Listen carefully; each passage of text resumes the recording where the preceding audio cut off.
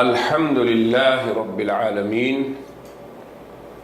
والصلاة والسلام على أشرف الأنبياء والمرسلين سيدنا ونبينا ومولانا محمد وعلى آله وصحبه أجمعين. أما بعد فأعوذ بالله من الشيطان الرجيم.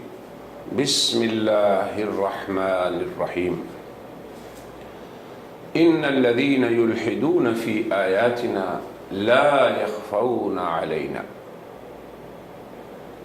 وقال النبي صلى الله عليه وسلم الدين النصيحة. صدق الله العظيم وصدق رسوله النبي الكريم. ناظرین کرام، دین بھلائی ہے، اس سلسلے کی آج دوسری نشست ہے جس کا عنوان ہے وہ ضابطہ جس سے ہم اہل اقرار لوگوں میں سے اہل ایمان اور اہل الحاد کی پہچان کر سکیں۔ یہ موضوع اس لیے اہم ہے کہ اس دنیا کے اندر انسانوں کا ایک گروہ تو وہ ہے جس نے دین اسلام کی طرف اپنی نسبت کا اقرار ہی نہیں کیا، جنہیں اللہ تعالی ان الذین کفروا یعنی منکرین اسلام سے تعبیر کرتا ہے۔ ایسے لوگوں کی پہچان عام و خاص پہ بالکل واضح اور آسان ہے۔ انسانوں کا ایک دوسرا گروہ وہ ہے جو دین اسلام کی طرف اپنی نسبت کا اقرار کرتا ہے۔ ان انسانوں کے اندر دو قسم کے لوگ پائے جاتے ہیں۔ ایک تو وہ ہیں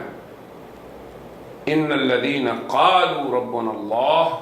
ثم استقاموا، جنہوں نے اسلام کو اپنا دین بنا لیا، پھر اس پہ استقامت سے رہے، اس پر قائم رہے، ان کی زبان کے اقرار کے ساتھ ساتھ ان کے دلوں کا ایمان و یقین بھی ان کا ساتھ دے رہا ہے۔ انسانوں کا یہ گروہ آج ہمارا موضوع سخن نہیں ہے۔ اقرار کرنے والوں میں سے ایک تیسری جماعت، ایک تیسرا گروہ جس کا بیان اللہ تعالیٰ نے قرآن حکیم کی اس آیت میں فرمایا ہے جو میں نے اس مجلس میں تلاوت کی ہے، اور وہ آیت ہے ان الذین یلحدون فی آیاتنا۔ وہ لوگ جو اللہ کی آیتوں میں الحاد کا ارتکاب کرتے ہیں، اللہ کی آیات کو ان کے اس مفہوم پر حمل نہیں کرتے، جن معانی و مفہوم کو، جس مراد کو اللہ اور اس کے رسول نے متعین فرما دیا۔ کیونکہ ایمان یہ ہے کہ ہم اللہ کی طرف سے اس کے پیغمبر پر نازل ہونے والی ہر چیز کو مانیں۔ تو پیغمبر علیہ السلام پہ اللہ نے آیات کو بھی نازل فرمایا اور آیات کے بیان کو بھی نازل فرمایا۔ تو ان دونوں چیزوں کو ماننا، قرآن کی نصوص کے ساتھ ساتھ اس کے معانی اور مفہوم کو، قرآن کے الفاظ کے ساتھ ساتھ اس کی مراد کو، ان دو چیزوں کو ماننے کا نام ایمان ہے۔ مگر انسانوں کا وہ گروہ جو الفاظ کو مانتا ہے مگر اس کے مفہوم اور اس کے معانی اور اس کے مطلوب اور اس کی مراد کو وہ نہیں تسلیم کرتا، یہ وہ گروہ ہے جس کا اللہ تبارک و تعالیٰ نے بڑے اہتمام سے ذکر فرمایا، اور اس ذکر کا فائدہ کیا ہے اور یہ موضوع کیوں ضروری ہے؟ اس لیے کہ اس دنیا میں دین کے نام سے اس قدر انحراف ہو رہا ہے کہ لوگ زبان سے تو دین کا اقرار کرتے ہیں، مگر اپنے عمل سے، اپنے نظریات سے دین کی بیخکنی کر رہے ہیں۔ پھر اس موضوع کو سمجھنے کا سب سے پہلا فائدہ میں یہ سمجھتا ہوں کہ انہی لوگوں کو ہوگا جو اس جرم کا ارتکاب کر رہے ہیں۔ سب سے پہلے فائدہ ان کو ہوگا تاکہ وہ اس جرم سے باز رہیں، کیونکہ اللہ تبارک و تعالیٰ نے اس الحاد کی سزا وہی قرآن میں بیان فرمائی جو انکار کی سزا ہے، یعنی کفر انکار اور کفر الحاد، یہ دونوں اللہ کے ہاں کفر ہی شمار ہوتے ہیں۔ اس پہ جملہ اہل اسلام کا اتفاق ہے، بلکہ اس پہ قادیانیت کا بھی اتفاق ہے۔ خود قادیانیت کے بانی مرزا غلام احمد کہتے ہیں کہ کفر کی دو قسمیں ہیں، ایک کفر انکار کہ ایک شخص سرے سے ہی اسلام کو نہیں مانتا، حضور اکرم صلی اللہ علیہ وسلم کو نہیں مانتا، اور ایک کفر الحاد یعنی ماننے کے بعد وہ اس پہ قائم نہیں۔ اگرچہ ان کے ہاں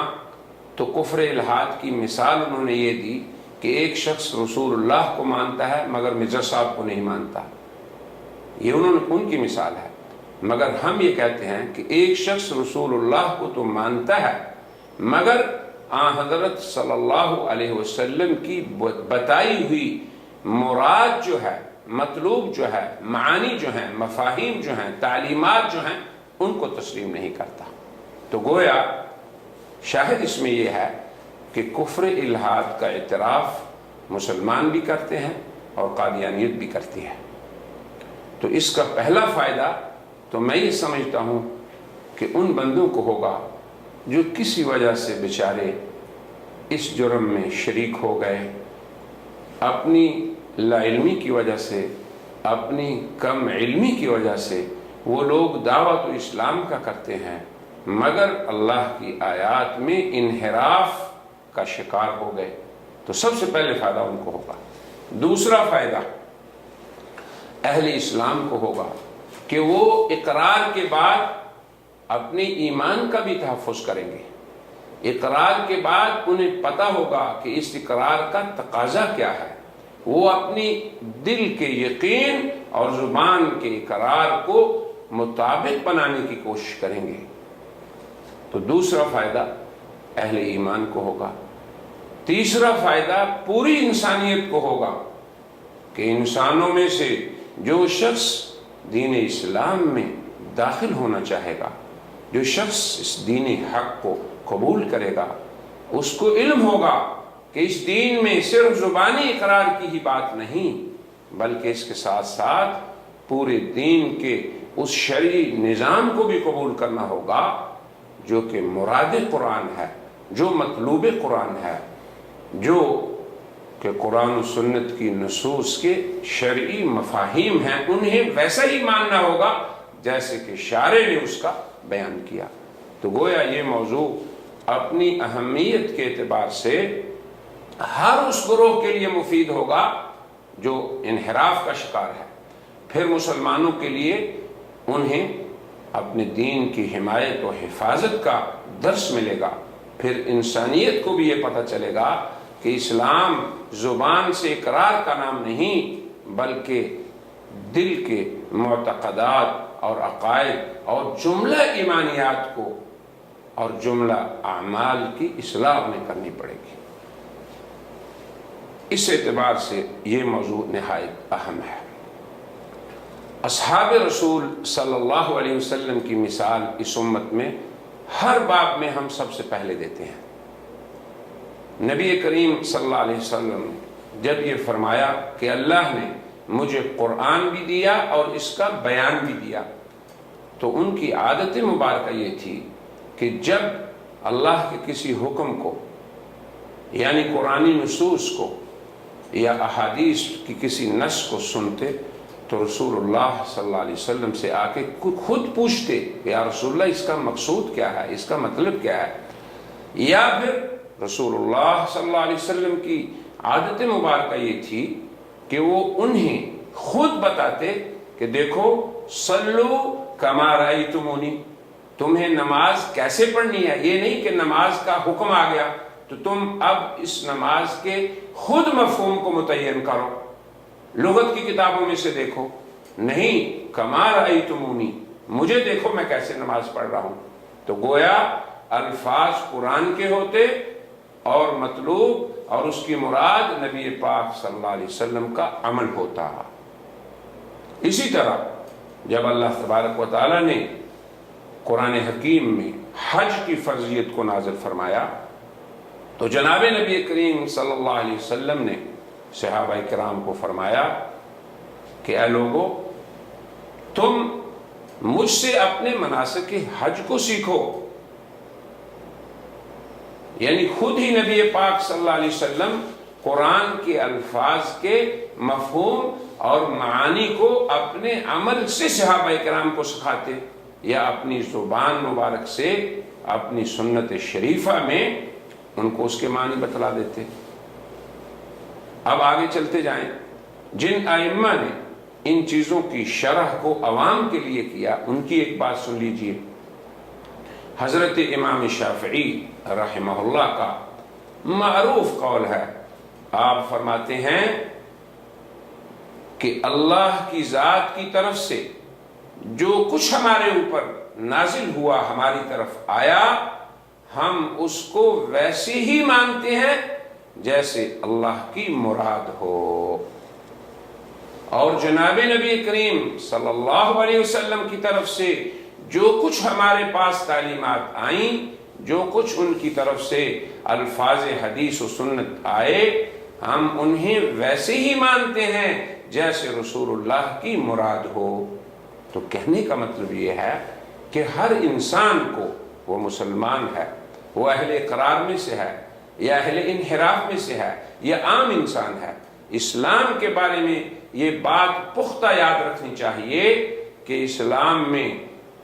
قرآن و سنت کے الفاظ کو، قرآن کے الفاظ کو ویسے ماننا ہے جیسے اللہ چاہیں، اور احادیث کے الفاظ کو ایسے ماننا ہے جیسے رسول اللہ چاہیں، اور قرآن و سنت کی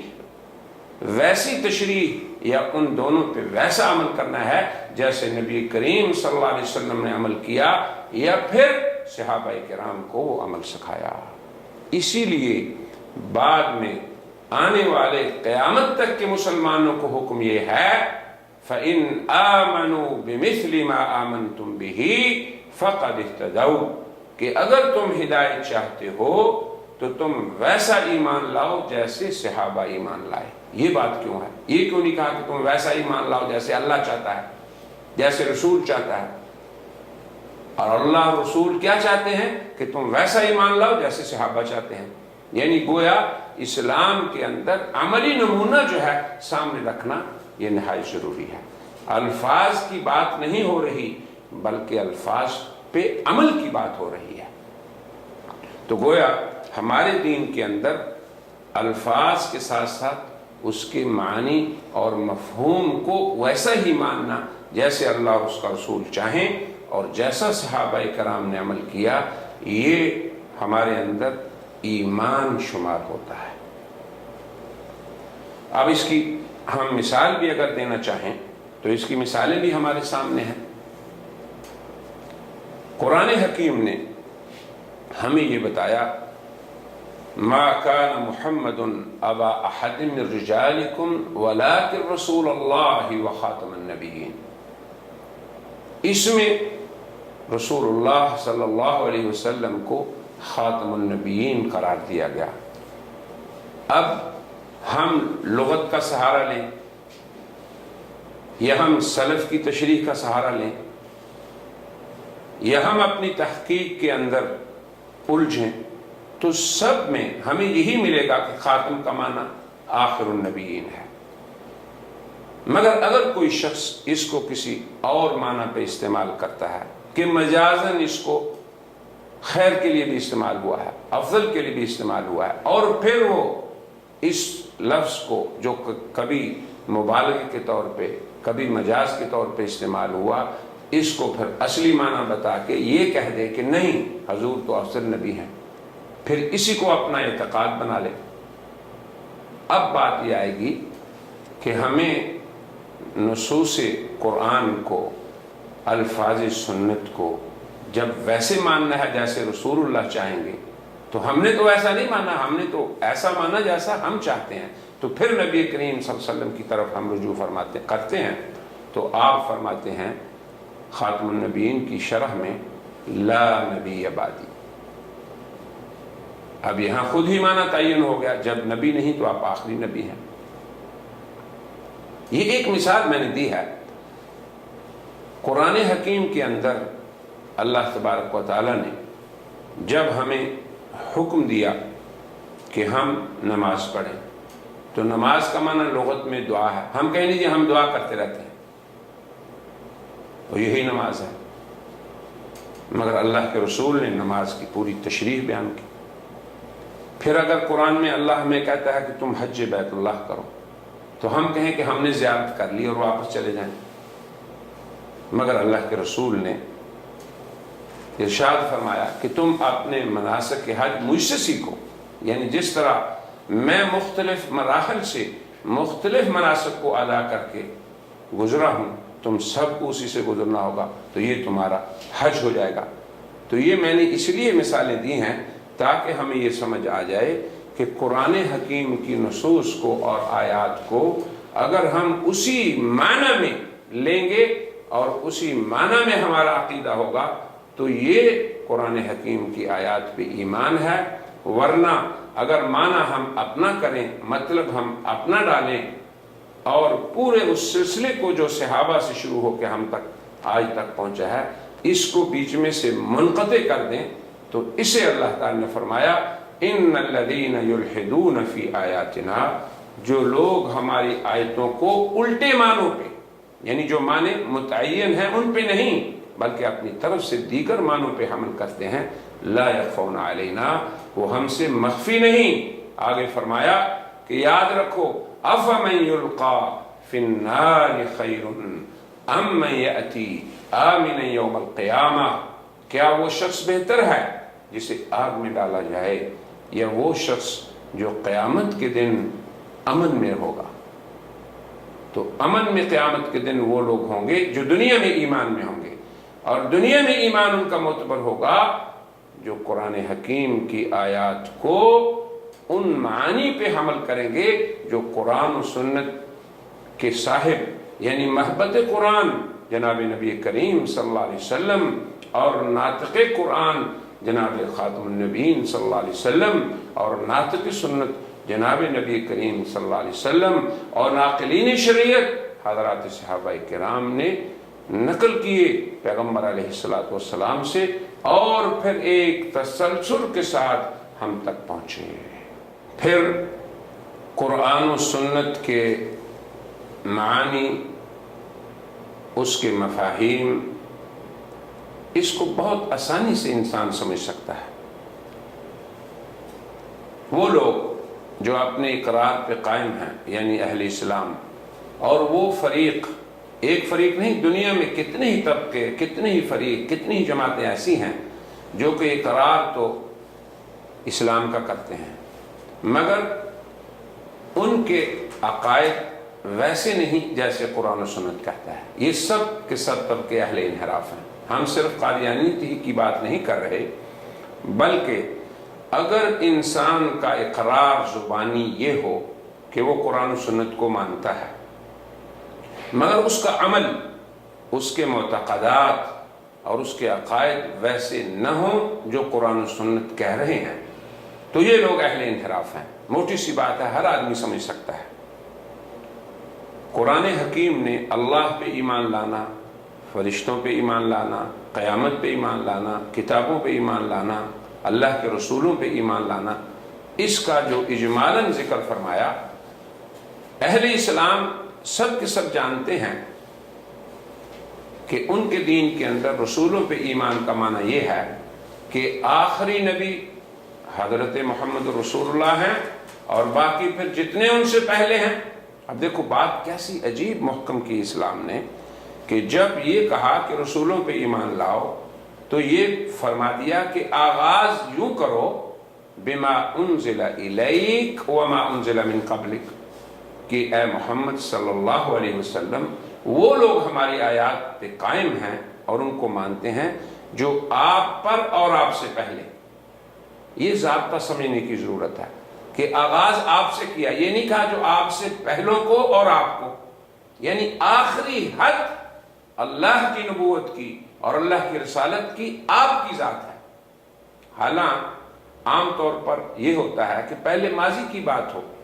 مگر یہاں پہ اللہ اہل اسلام کے عقیدہ کا تحفظ کر رہے ہیں کہ بات حضور سے شروع ہو، بما انزل الیک وما انزل من قبلک، کہ ایمان بالرسل یہ ہے کہ آپ پہ اور آپ سے پہلوں پہ۔ اس کا مطلب یہ ہے کہ آپ کے بعد ایمانیات کا سوال ہی نہیں، آپ کے بعد کی کسی نبوت، کسی مدعی نبوت کی بات ہو ہی نہیں رہی، اس کا نام اس فہرست میں ہے ہی نہیں۔ آپ آخری اور پہلے، آخری اور پہلے کا مطلب کیا ہے کہ لوگ آغاز آپ سے کریں ایمان لانے میں اور پھر یہ کہیں کہ آپ سے پہلوں کو بھی ہم مانتے ہیں۔ دیکھو قرآن کی عجیب بلاغت ہے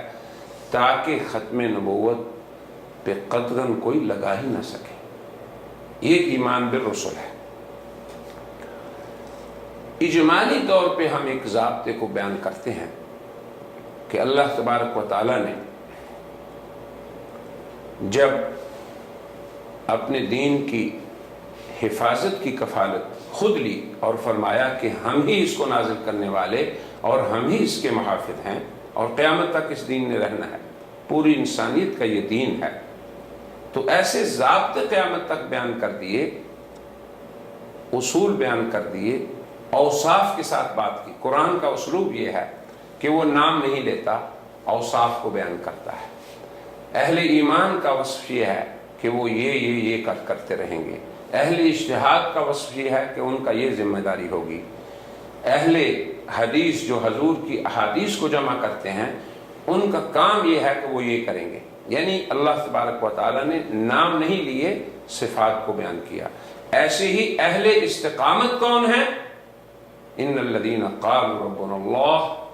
ثم استقاموا، کہ وہ لوگ اللہ تبارک و تعالیٰ کی آیات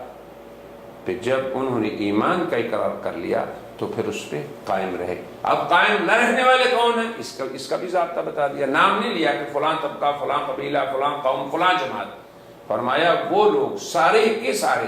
کتنی جماعتیں ہوں، کتنے طبقے ہوں، جو پیدا ہوئے ماضی میں یا آج ہیں یا مستقبل میں پیدا ہوں گے، ان سب کا ایک ہی وصف کیا کہ اگر وہ لوگ ہماری آیات کے وہ معنی اور مطلب نہیں لیں گے جو ہم نے مقرر کیے ہیں تو یہ سب کے سب ایک ہی گروہ میں شمار کیے جائیں گے، اور اس گروہ کا نام ہوگا ملحدین، اللہ کی آیات کو ان کے الٹے معنی پہ حمل کرنے والے۔ کوئی بھی فریق ہو، قادیانیت ہو، غیر قادیانیت ہو، بہائیت ہو، منکرین ختم نبوت ہوں، منکرین حدیث ہوں، منکرین قرآن ہوں، کسی بھی اسلامی مسلمات میں سے کسی مسلم چیز کو اگر وہ نہیں مانیں گے تو یلحدون فی آیاتنا، اس وصف کے اندر وہ آ جائیں گے۔ اب اس وصف سے بچنے کا بھی آسان نسخہ ہے۔ اللہ تبارک و تعالیٰ نے جب اس دین کے تحفظ کی ذمہ داری دی، صحابہ کرام نے اس کو محفوظ رکھا، تابعین نے محفوظ رکھا، ائمہ مجتہدین نے محفوظ رکھا، محدثین نے محفوظ رکھا۔ اور مزے کی بات یہ ہے کہ دین کے اصول اور اجماعی مسائل کے اندر کبھی اس امت میں اختلاف نہیں، الحمدللہ، وہ نہ ہوگا قیامت تک۔ اور فروع میں اگر اختلاف ہے تو اس کی گنجائش ہے، اس میں لڑنے مرنے کی بات ہی نہیں ہے۔ یہ کم علمی کی بات ہے کہ فروع کے اندر مسلمان ایسا جھگڑیں کہ انہیں اصول سمجھ لیں، تو بات اصول کی ہو رہی ہے، اور اصول پہ ہی فیصلہ اللہ تبارک و تعالیٰ کی طرف سے ہوتا ہے کہ یہ اہل ایمان ہیں اور یہ اہل الحاد ہیں۔ پہلا نقطہ تو یہ ہمیں سمجھنا چاہیے۔ پھر بات اگر ہم قادیانیت کی کریں تو بڑا ہی آسان نسخہ ہے کہ اہل اسلام بھی یہ مانتے ہیں کہ ہر دور میں مجدد آتے رہیں گے، اور مجددین کا کام کیا ہوگا؟ یہ بھی معروف ہے کہ مجددین اسی دین کے اندر جو چیزیں لوگوں پہ مختلط ہوں گی، التباس میں لوگ پڑ جائیں گے، مثلا سنت اور بدعت کے مقابلے میں بدعت کو لوگ اختیار کریں گے تو وہ سنت کو اس کی وضاحت کریں گے۔ بلکہ میں یہ سمجھوں گا کہ یہاں پہ مجددین کی فہرست کے اندر اگر ہم قادیانیت کی ہی فہرست کو بیان کریں اور ان کے کام کے اندر اگر ہم انہی کا حوالہ دیں تو یہ بات شاید قادیانیت کے وہ لوگ، وہ افراد جو بیچارے غلط فہمی سے اس جماعت کے اندر داخل ہیں، ان کے لیے ہمارا یہ قول نہایت مفید بھی ہو، اور ہماری غرض تو صرف اصلاح ہے، اور ہمارے اس سلسلے کا نام بھی دین نصیحت ہی ہے، تو ہم نصیحت اور بھلائی کی خاطر ہی چونکہ بات کر رہے ہیں، اس لیے ہم اسی بات کو نقل کرتے ہیں کہ قرآن و سنت کے الفاظ اور ان کے شرعی معنی و مفہوم کو جانچنے کا آسان طریقہ کیا ہے۔ اگر بات ایسی ہو جس پہ دونوں فریق مطمئن ہیں تو بہت ہی آسانی سے حق تک انسان پہنچ سکتا ہے، تو ہم بات انشاءاللہ ایسی ہی کریں گے۔ اہل اسلام اور ملت قادیانیت اس بات پہ دونوں متفق ہیں کہ ما انا علیہ واصحابی، نبی پاک صلی اللہ علیہ وسلم نے فرمایا کہ فرقہ ناجیہ وہ ہے جس پہ میں اور میرے صحابہ ہیں۔ ایک دوسری بات بھی ہم آسانی کے لیے کہہ دیتے ہیں، اور وہ ہے مجددین کا اس امت میں وجود۔ اس پہ بھی دونوں فریق متفق ہیں کہ اس امت میں مجدد آتے رہیں گے۔ مجددوں کا کام یہ ہوگا کہ وہ دین کی وضاحت کریں گے، بلکہ دین کو اس کی اسی نورانیت کی طرف لوٹاتے رہیں گے جو آن حضرت صلی اللہ علیہ وسلم نے پیدا فرمائی تھی۔ مجددین کی فہرست جو عسل مصفہ میں بیان ہوئی ہے، جس کے مؤلف ایک معروف قادیانی مولوی خدا بخش ہیں، وہ اس کے مقدمے میں یہ لکھتے ہیں کہ مجددین کا کام یہ ہے